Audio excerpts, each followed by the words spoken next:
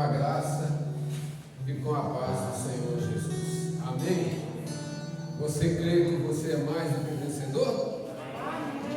Com Cristo, a vitória é nossa e está garantida.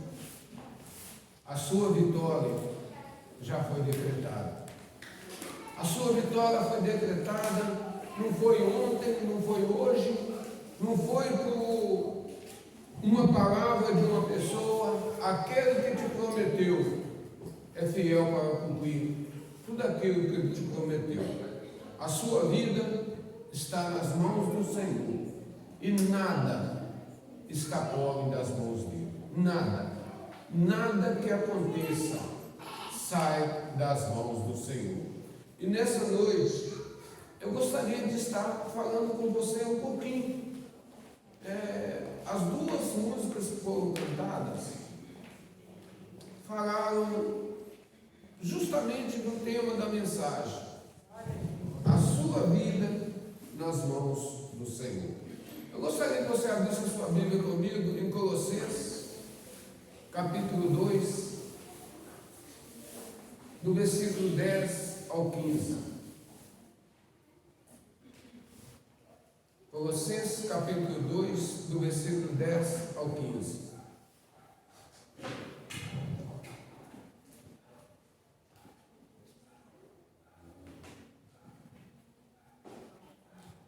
Nada está oculto aos olhos do Senhor, e nada fugiu e nem foge do controle das mãos dele.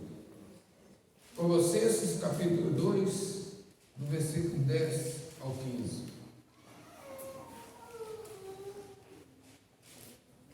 Amém? A palavra do Senhor diz assim: assim como em Cristo estáis aperfeiçoados, Ele é a cabeça de todo poder e autoridade. Nele também fostes circuncidados, não por intermédio de mãos humanas, mas com a circuncisão feita por Cristo, que é o despojar da carne pecaminosa. Isso aconteceu quando fostes sepultados com Ele no batismo, e com Ele fostes ressuscitados, mediante a fé no poder de Deus, que o ressuscitou dentre os mortos. E a vós outros, que estáveis mortos pelas vossas transgressões e pela incircuncisão da vossa carne, vos deu vida juntamente com Ele, perdoando todos os vossos pecados, e cancelou a escritura de dívida que consistia em ordenanças e que nos era contrária. Ele a removeu completamente, pregando-a na cruz e despojando as autoridades e poderes malignos, fez deles um espetáculo puro, triunfando sobre eles, sobre todos eles, na cruz.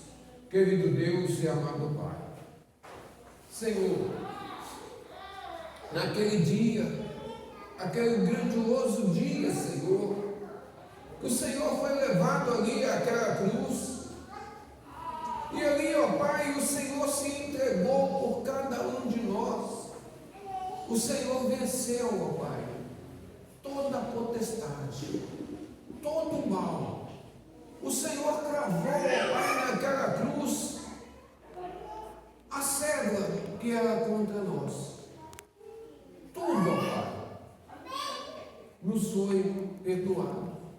No Senhor, ó Pai, nós somos feitos mais do que vencedores. Por isso, ó Pai, eu te louvo, eu te glorifico, ó Pai, por cada irmão que aqui se encontra, por cada um que não pôde vir, que está nos assistindo pela internet. Pai, fala conosco, prepara, Senhor, o nosso coração para a Tua palavra, e que essa palavra, Senhor, venha trazer mudança, transformação, edificação, ensinamento, e sabedoria, ó Pai, para os teus servos. Que o teu Santo Espírito, ó Pai, ilumine a cabeça de cada um de nós. Abra, Senhor, o nosso entendimento, a nossa compreensão, e que o nosso coração esteja preparado para receber a mensagem do Senhor nessa noite. É o que eu te peço, ó Pai, no nome bendito do Senhor Jesus. Amém e amém. Podemos sentar. A sua história, a sua vida está nas mãos do Senhor. Como duvidar que Deus está no controle? Foi cantado aqui, foi louvado um hino aqui muito bonito, onde fala das promessas de Deus para as nossas vidas.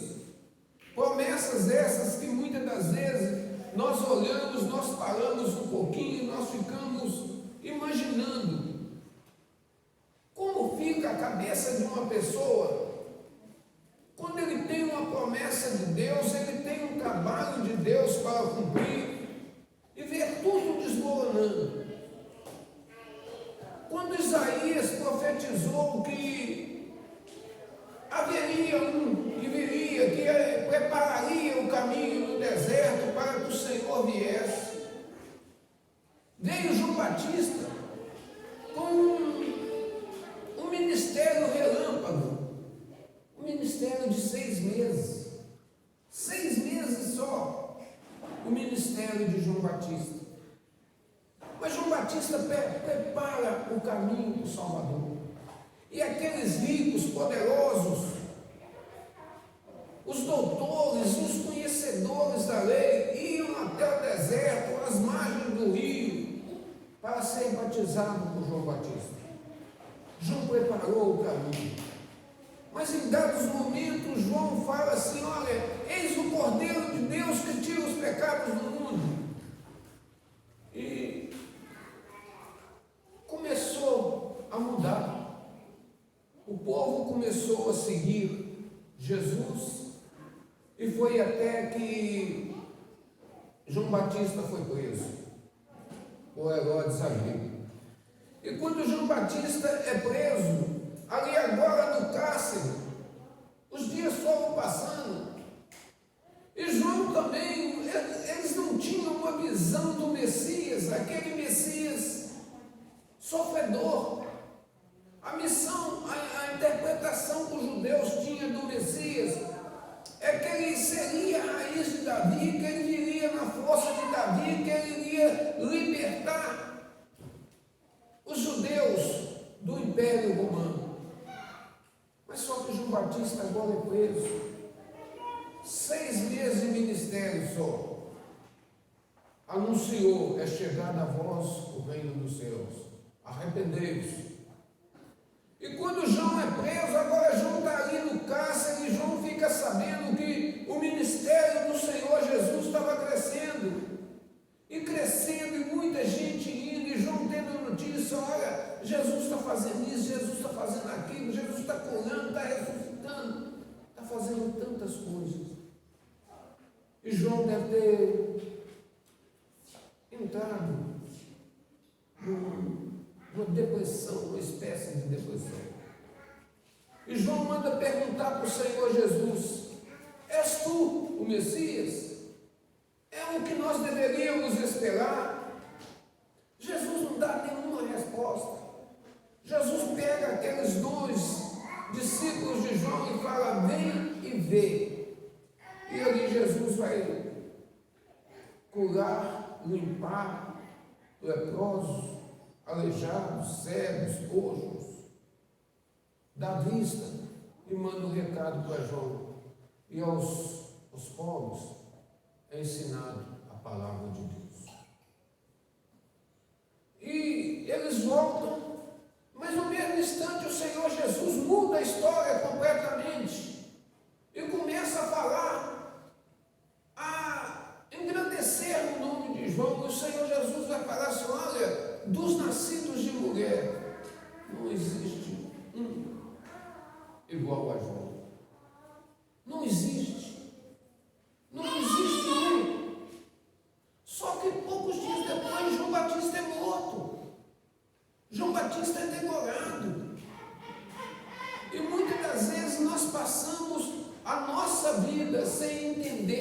os planos de Deus. Como duvidar que Deus está no controle de todas as coisas? Como duvidar? Ou simplesmente, por que duvidar? Deus é soberano sobre a história. A história de cada um de nós está escrita, está nas mãos dele e vai se cumprir. Fielmente vai se cumprir. Quando nós lemos, abra sua Bíblia em Apocalipse capítulo 5, versículo 1.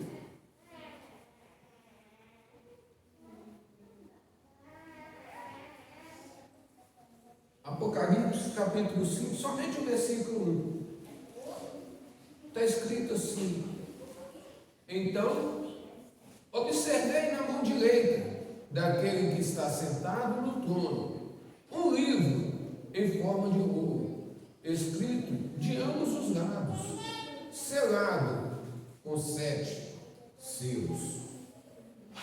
Aquele que está sentado no trono tem um livro selado com 7 selos nas mãos. E quando nós olhamos a sequência, nós temos que parar um pouquinho. Não importa a força do mal que vem contra você, que vem contra a gente. Não importa a força do mal, não importa a ferocidade que os poderes das trevas tentam se levantar para nos atacar. Poderes satânicos perseguia o povo de Deus na terra. Os poderes satânicos perseguem os servos de Deus na terra. A história, mas quando a gente lê Apocalipse capítulo 5, versículo 1, nós vimos a história está ali na mão de quem? Daquele que está sentado à direita de Deus. Está nas mãos do Senhor.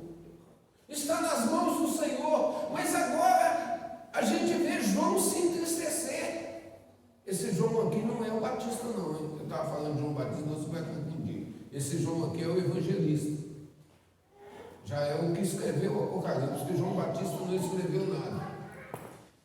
João agora, quando ele vê aquele livro selado na mão daquele que estava sentado à direita de Deus, João vai se entristecer. Entristece por não haver ninguém digno de abrir o livro. Não havia ninguém digno. Mas essa tristeza de João logo vai se passar. Porque se levanta um ancião de dias e diga: não chores, eis que o leão da tribo de Judá, a raiz de Davi, venceu para abrir o livro e os seus 7 selos. Venceu para abrir o livro e os seus 7 selos. A gente olha lá em Apocalipse 5, capítulo 1, 2, ali, por ali onde está mais ou menos situado isso que eu li. Mas quando você volta lá em Gênesis, agora volta na sua Bíblia lá em Gênesis, capítulo 49, versículo 10 e 11. Quando Jacó já está velho, muito velho, é a primeira vez que vai falar de uma profecia messiânica na Bíblia. Gênesis 49, versículo 9 e 10, se não me engano.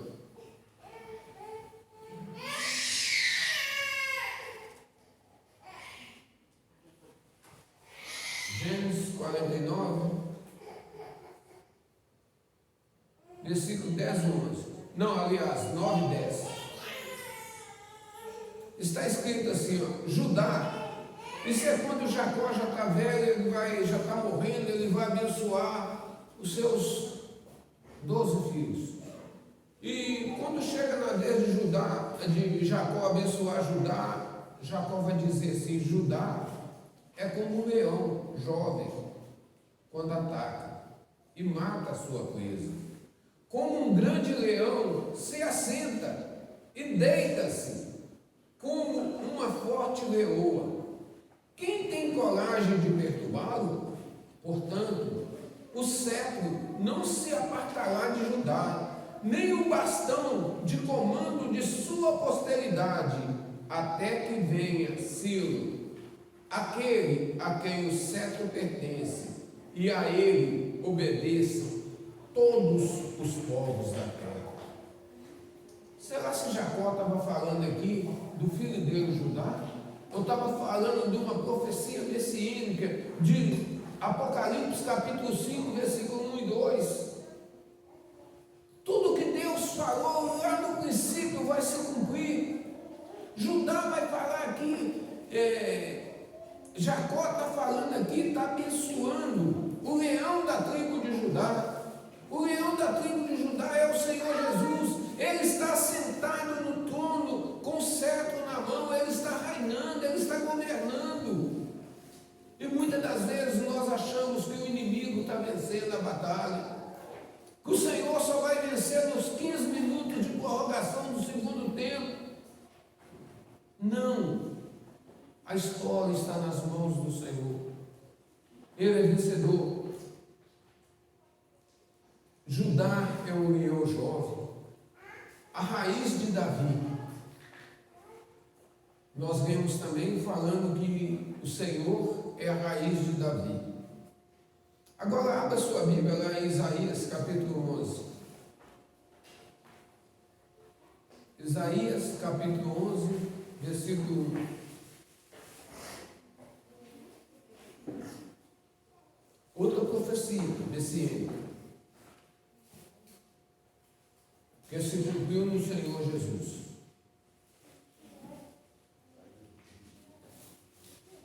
Isaías 11, versículo 1 diz assim: eis que um ramo surgirá do tronco de Jessé, e das suas raízes um rebento brotará. Um rebento brotará. Quando nós olhamos a família real de Davi, filho de Jessé, é como uma árvore. Uma árvore que caiu, mas das suas raízes brota uma nova árvore que restaurará o governo real. A família de Davi caiu, a família de Davi desapareceu, mas da raiz dela vai surgir a raiz de Davi é o Senhor Jesus, que é a descendência, a promessa, o cumprimento de todas as coisas. E quando nós olhamos Isaías, são uma das profecias mais vividas do triunfante rei messiânico que havia sido prometido. Isaías é quem mais vai falar do rei messiânico, do Senhor Jesus. E ele vai falar no versículo 2, 11:2, o Espírito de Yahvé, o Senhor, repousará sobre ele, o Espírito que dá sabedoria e entendimento, o Espírito que traz conselho e poder, o Espírito que proporciona o verdadeiro saber, o amor e o temor do Senhor. O amor reverente a Yahvé será a fonte de sua inspiração. Ele não julgará segundo a aparência, tampouco decidirá com base no que ouviu dizer. Antes julgará com retidão e carinho todos os necessitados com justiça, tomará decisões em favor dos pobres, usará a sua palavra como se fosse um cajado, ferirá a terra com o sopro da sua boca, exterminará o ímpio. A justiça será como uma faixa no seu peito, e a lealdade o seu cinturão. O lobo conviverá com o cordeiro, e o leopardo repousará junto ao cabrito. O bezerro, o leão e o novilho gordo se alimentarão juntos pelo campo, e uma criança os guiará. A vaca e o urso pastarão juntos, seus filhotes dormirão lado a lado, e o leão comerá palha com o boi. Os bebês brincarão tranquilos próximo ao esconderijo de cobra. A criança colocará a mão no ninho da víbora, ninguém mais fará mal algum, nem haverá destruição em todo o meu santo monte, porquanto toda a terra se encherá do conhecimento de Yahvé, o Senhor, assim como as águas cobrem o mar. Jesus, meu irmão, toda a história está nas mãos dele. Tudo está nas mãos dele. Quando nós vimos, ele está sentado. Ele é como um leão, ele está sentado ali. Quem pode perturbá-lo? Muitas das vezes nós achamos que o inimigo está vencendo, que o inimigo está ganhando terreno sobre cada um de nós, com os nossos problemas, com as nossas lutas, com as nossas tribulações. Mas clame ao Senhor. Ele é o rei, ele está no controle. Feito nós lemos ali em Colossenses, ele dominou, ele venceu as potestades do ar. O inimigo já está derrotado. O inimigo não tem poder sobre a sua vida, sobre a vida de ninguém que teme o Senhor. Naquele que a vida dele está escondido no altar do Senhor, o inimigo não pode tocar. O inimigo não pode tocar na sua casa, na sua família, nos seus bens, no seu lar. Ele não pode tocar. Ele pode tentar, mas ele não pode tocar se você estiver debaixo da mão do Senhor. Ouça a voz do Senhor. Quem tem ouvidos, ouça. O Senhor está voltando. Esse é o rei messiânico, devidamente dotado, que destruirá todo o mal e libertará o povo de Deus das aflições. O Senhor já veio. O Senhor já veio. E as promessas dele têm se cumprido a cada dia. Se você olhar para a sua vida, se você prestar atenção direitinho, em determinado lugar no livro de Mateus, parece capítulo 10 ou capítulo 11, se não me engano, o Senhor Jesus vai falar assim: ai de ti, Tiro, ai de ti, Coroazim, ai de ti, Cafarnaum. Se em Sodoma e Gomorra tivessem sido feitos os sinais que em ti foram feitos, há muitos eles teriam se convertido. Olha, quando nós olhamos isso, a gente fala, mas isso é história do passado. Mas não. Traga essas cidades como se fossem pessoas para vocês verem. Quantos têm ouvido, quantos têm visto tantos sinais, tantas maravilhas do Senhor, mas têm endurecido o coração como Tiro, como Sidom. Naquela época de Sodoma e Gomorra, a palavra de Deus não era tão clara, não era tão aberta como nós temos ela hoje. Ali em toda aquela cidade só havia um homem justo, um só, e a Bíblia vai falar dele lá em Hebreus, que Ló se afligia todos os dias por causa daquela cidade. Ló se afligia, mas Deus não destruiu aquela cidade enquanto Ló estava ali dentro. O que tem segurado, o que tem segurado esse mundo ainda é você, sou eu, que temos buscado o Senhor, que temos clamado ao Senhor por nossa terra, por nosso bairro, por nossa cidade, porque se nós formos tirados, a coisa complica muito mais. Quando nós vimos falando ali da raiz de Davi, uma árvore podre, uma árvore morta, e nós olhamos para o que Jó vai falar no capítulo 14, que Jó vai falar que uma árvore apodrece na terra, a árvore apodrece, mas ao cheiro das águas, ela brota novamente. Mas o homem não, o homem não, o homem só tem direito de morrer uma só vez, vindo depois disso o juízo.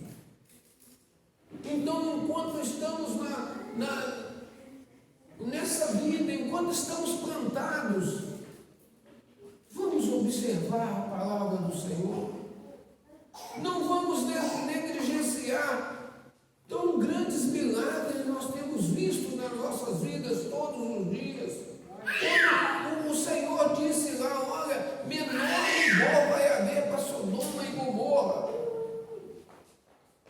Porque eles não tiveram oportunidade de ver as bênçãos, as mãos de Deus, a palavra de Deus sendo pregada, sendo anunciada dia após dia. E nós vivendo num mundo desse aí, esse mundo louco que está aí, nós não valorizamos quando chegamos à noite, que vamos deitar e falamos, Senhor, obrigado. Eu não vi, mas o Senhor fez tantas coisas na minha vida no dia de hoje. Obrigado, Senhor, porque eu venci mais um dia. Obrigado, Senhor, porque mais um dia se completou na minha vida e mais um dia eu estou mais perto do Senhor do que estava ontem. Porque cada dia que vai se passando, mais nós estamos nos aproximando do Senhor. Ou Ele volta para nos buscar, ou nós vamos encontrar com Ele. Ou nós vamos vencer o nosso tempo e vamos subir mais rápido. Mas temos que observar a nossa vida. Como Paulo, em determinado lugar, Paulo vai falar, olha, um pregador como Paulo vai falar, olha, eu não faço o que quero. O pecado que está em mim, muitas das vezes me leva a fazer o que eu não quero. Mas eu tenho que lutar. Eu tenho que lutar com o meu pecado, eu tenho que lutar com os prazeres da carne, eu tenho que lutar contra a minha vida, para mim não perder, para mim não pregar para tantos e no final ser condenado. Jesus está voltando, meu irmão. Ele está sentado no trono, Ele está com o cetro na mão. O cetro nunca saiu da mão dele. O inimigo nunca venceu o Senhor. Muitas das vezes achamos que o inimigo venceu o Senhor, mas não venceu. Lá naquela cruz o Senhor triunfou para que nós tivéssemos vitória. Glórias ao Senhor.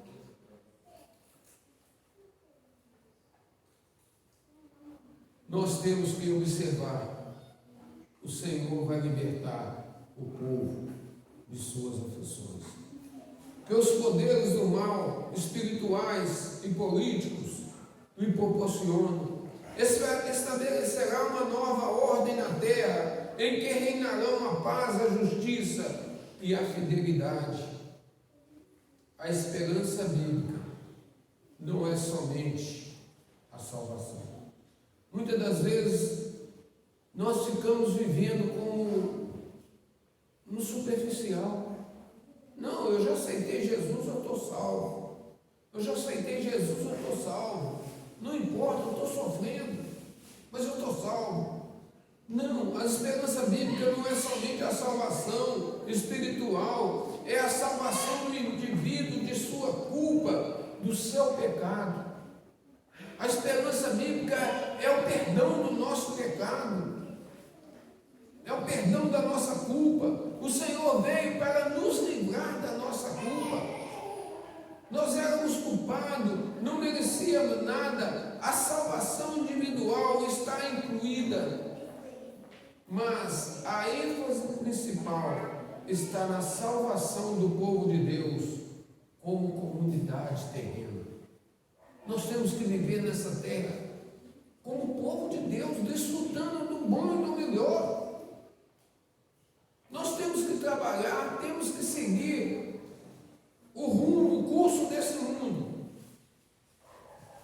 Mas tem que ser ouvindo a palavra de Deus, dando prioridade para as coisas de Deus, que as outras bênçãos todas vão nos alcançar. Tudo vai nos alcançar. E lembrando, um lembrete que é muito importante para a igreja do Senhor Jesus, é lembrar que nós como igreja, nós como corpo do Senhor Jesus, nós não podemos podemos deixar de congregar. Não podemos deixar de congregar. Não podemos deixar de estar junto. O mundo pode tentar impedir de todas as maneiras. Mas se nós não estivermos juntos, como igreja, formando um corpo, se não estamos juntos, nós não fazemos parte do corpo. O corpo é do Senhor. Quando nós olhamos a história de Calvino, até mesmo da Igreja Católica, que fala, olha, não há salvação a não ser através da igreja. E é real, porque como igreja nós temos que congregar, como igreja nós somos cada um membros de um corpo, e um membro precisa do outro. Não há salvação fora da igreja. O Senhor vai voltar para buscar, não é indivíduos, Ele vai voltar para buscar uma igreja lavada, uma igreja remida no sangue do Cordeiro. É engraçado que nós estávamos ouvindo uma explicação do livro de Apocalipse, onde o pastor que estava explicando ali, ele falando a respeito da volta do Senhor Jesus. Da volta do Senhor Jesus. E como será o arrebatamento da igreja? Porque muitas das vezes a gente fica olhando o anticristo, vê falar do anticristo, daqui, dali. Mas o anticristo só vai poder agir no mundo quando a igreja não estiver aqui. Enquanto a igreja estiver no mundo, você, eu, todos nós temos poder sobre ele. Ele não tem como atuar, não tem como fazer nada. É preciso que a igreja seja retirada para que o anticristo haja no mundo livremente. Mas uma coisa também é certa: o poder não está na igreja.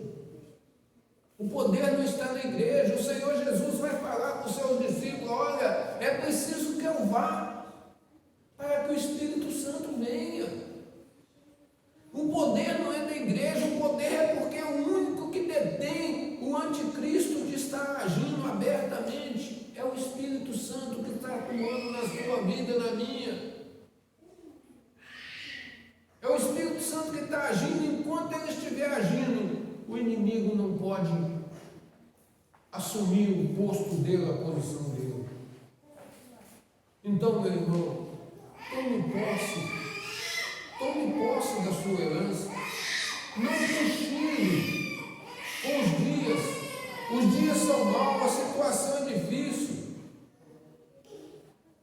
Mas o Senhor está voltando.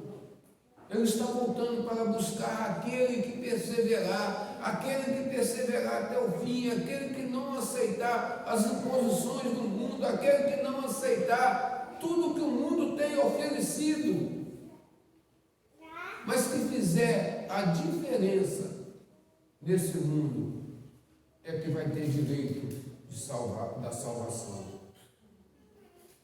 Nós temos que prestar atenção. A libertação de todos os males espirituais, políticos e físicos, é a promessa para nós nesse mundo.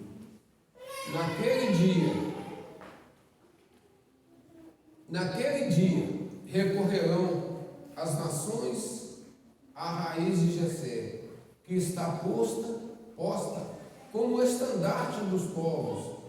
A glória lhe será por morada. A glória vai ser por morada. É a morada que o Senhor vai nos dar. Ele foi preparar e está voltando. E quando nós olhamos para isso, o que é o estandarte? O estandarte é uma bandeira. Moisés fincou uma haste no deserto com uma cobra. Todo que olhava para aquela cobra era sarado. Hoje, todo aquele que olha para o Senhor Jesus para se cumprir toda a palavra tem o direito na salvação. O inimigo, as cobras, não pode te atacar, não pode te tocar. Ela pode te rodear, mas não pode te tocar. E Isaías, para encerrar, capítulo 11, versículo 10.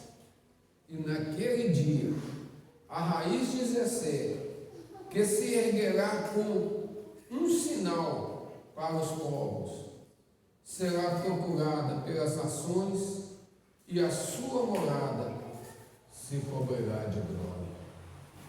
Olha, o fim dos tempos está chegando. O Senhor está voltando.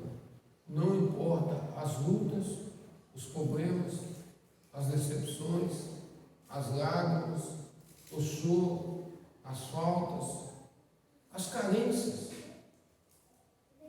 Não tire a mão do arado. Não pare de trabalhar com o Senhor. Não deixe que as coisas desse mundo se tornem mais importantes do que as coisas celestiais.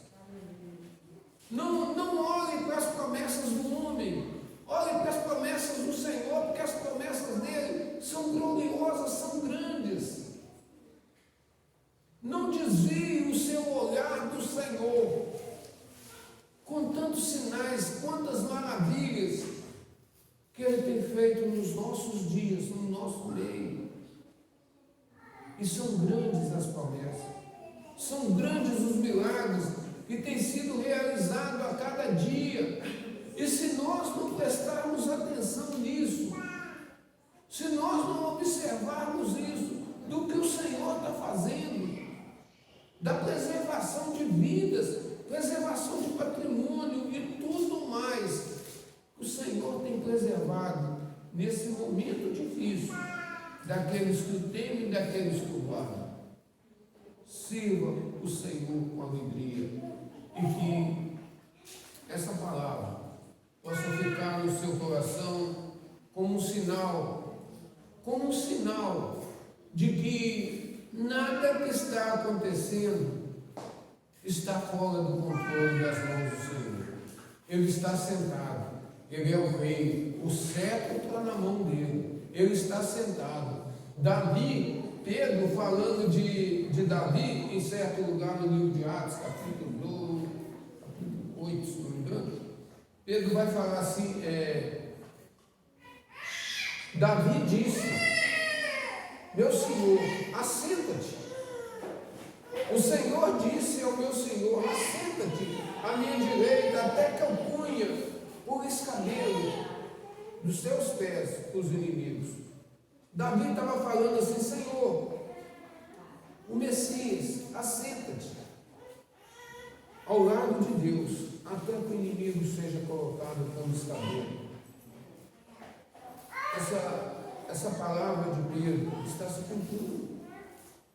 Já está chegando o final. O mundo pode rodar para a direita, para a esquerda, mas tudo vai passar. Tudo vai passar. A única coisa que não pode passar é o nosso amor, o nosso temor e a nossa fidelidade para com a palavra, porque a hora que se cumprir, nós estejamos prontos como igreja, lavada e remida no sangue do Cordeiro. Amém?